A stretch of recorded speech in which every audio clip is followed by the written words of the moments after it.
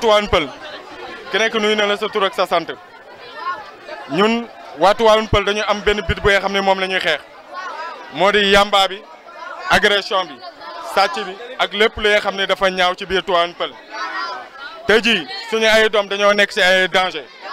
ñàkk sécurité bi bëri na fi parce que chaque jour ngeen dégg agression chaque jour ngeen dégg viol chaque jour ngeen dégg leneen ci biir Tivaouane Peulh te loolu lu ñaaw la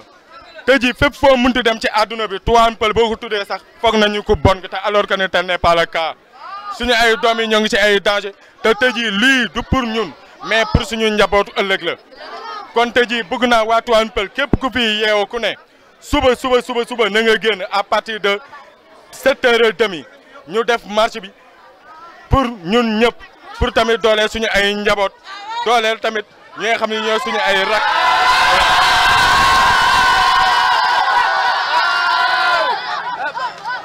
kon doole dina ñaax rek que ni combat bi pour ñun ñëpp la combat bi pour ñun ñëpp la du pour man du pour sama collègue yi nga xam ne ñoom laa àndal di def lii kon nag pour ñi nga xam ne sax dañoo nekk ci biir kër yeeg lépp la kon tey jii ñaan nañu waa Tivaouane Peulh képp koy xam commune bi képp koy xam ne daf fee ne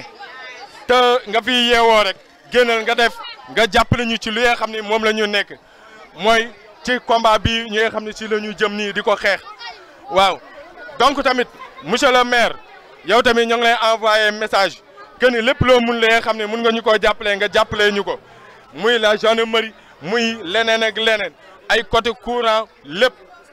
ak poste de police tamit yitewoo nañ ko loolu waaw wasalaam.